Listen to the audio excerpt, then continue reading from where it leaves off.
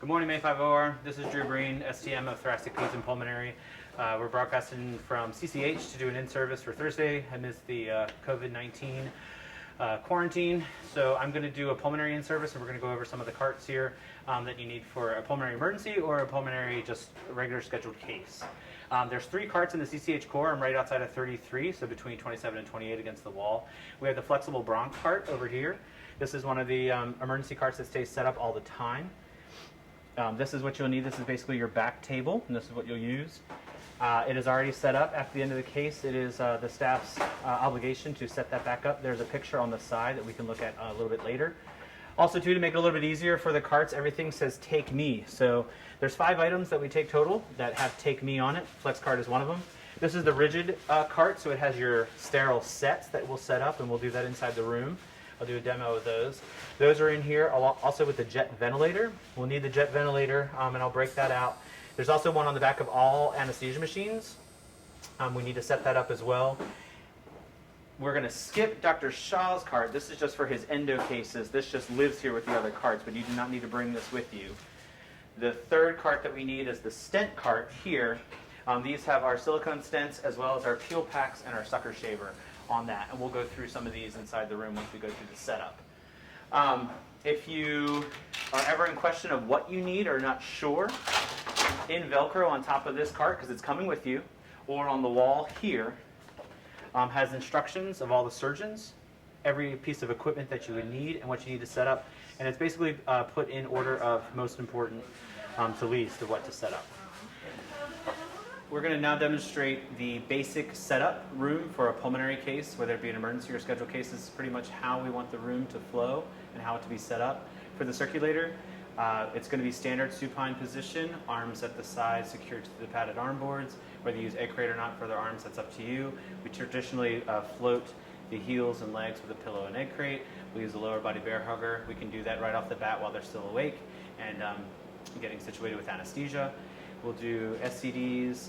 I put all the bear hugger and the SCD machine at the foot of the bed, so it's ready and the bed is turned. We can go in position, pre-brief, we kind of time out, and then induce, because it will go straight to the rigid 99% of the time. We don't use traditional Bovie. We use the Irby, which is argon gas derived. There's a special plate, it's called a Nessie plate. You'll see that in your pick list, or it's also called the Irby plate. They live on the machine. Also the Irby fiber as well lives on the machine. If for some reason it was not stocked, everything that you need to do pulmonary is in the glass cabinet right outside of OR 28 where we are now in the critical care hospital core. If it's not there, it will be in the cardiac implant room next to 26 in the main hallway. So your instrument sets will come out of the rigid airway cart. That's the double metro cart. If you don't bring that with you to the room, I would not bring it into the room, it's too large. Bring it to the room, grab the 2 sets off of it. It's going to be the rigid telescope set and the pulmonary scope and light cord set. In that set, you will get 3 different varieties of telescopes, a light cord adapter, and a light cord. Your pulmonologist that comes will pick which telescope because it coincides with which size rigid airway that they pick. The most important for the scrub person is to just make sure all of those are available in each set. And then there is some instruction that lives outside of the rigid cart is a picture of how to put the 6 pieces together that I have here. This is for the rigid airway adapter. On the cart, it shows you exactly how to put all the pieces together. This is the most important to get this ready for the pulmonologist to come. They'll pick their size tube, they'll pick their telescope, and then we can move on and I'll show you how to hook everything up. This is essentially your back table setup. None of these cases are sterile. We're working in the airway. So we do not breathe sterile air, we do not eat sterile food, nothing is sterile. We keep it wrapped to keep it as clean as possible, but here in this picture is a demonstration of how you would use your back table and also what we need you to set back up. So it is the obligation of the staff, circulator, scrub, to get this table set back up. These materials will come on a case cart. If it's an emergency, you will have to gather them yourself. Also on that case cart, a camera, a 1588 will come up. If it's an emergency, you do not get a case cart, you would have to grab a 1588 either from downstairs rather quickly, or the trauma room should always have a camera stocked to get from there. One of the most essential pieces of equipment is our jet ventilator mixer or blender, as you may hear it referred to. It is located in the double metro cart, the rigid airway, where we got our sterile sets from. You want to get that set up as soon as possible. So I do recommend starting with circulating, getting your positioning, getting your sterile sets in, making sure your back table, kind of opening that up, getting all your supplies ready to go, and then setting up the jet ventilator. From the metro cart, it just has a screw knob here. We'll attach it to the IV pole that's right next to the ventilator, and it's going to be right next to the patient's head. It is split, so we can control the mixing of oxygen and air, or the FiO2. We'll start out at a high, around 90 to 100% FiO2, and that gives us the ability to dial down to 40% or less, while also maintaining the patient's saturation. But also that makes it safe to burn in the airway using electrocautery or laser. In the critical care hospital, we have to split oxygen and air. In all the renovated new rooms, there's plenty of gas lines above where anesthesia is. In the cart, there are splitters available. You'll come over to the boom that's next to the anesthesia, because we're going to share with anesthesia gases. You'll unplug the oxygen from the boom, and it's an easy snap, green to green. It snaps right in. That loud, obnoxious, audible noise is normal until we get the air hooked up. We want to hear that. It has a little notch for air, so you can't mix the two up. And plug them in.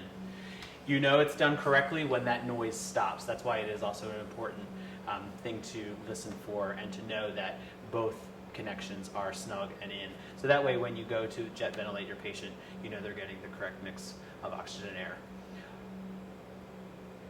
On all anesthesia equipment and ventilators, they have their own jet vent. This is not mixed. This is straight 100% FiO2 oxygen out of the back of the machine. Since it is not split, it gets a higher tidal volume. So that's the sound you should hear. Very important part, since these do hang off the back of the anesthesia machines, you want to make sure that there's nothing wrong with the tip here.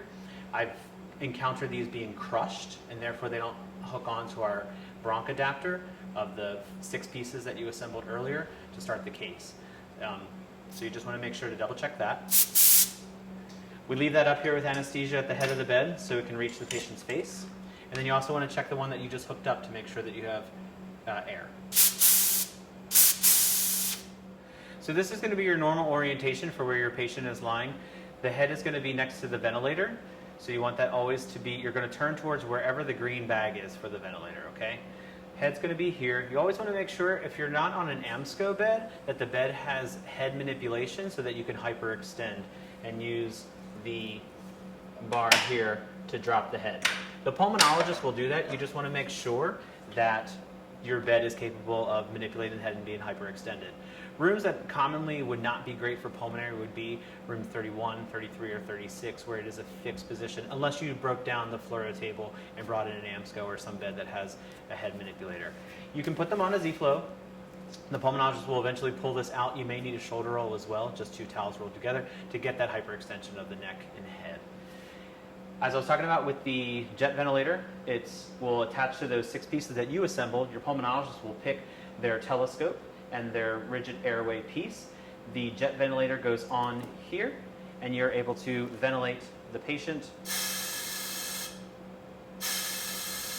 like so. And again, the pulmonologist will take care of all of that.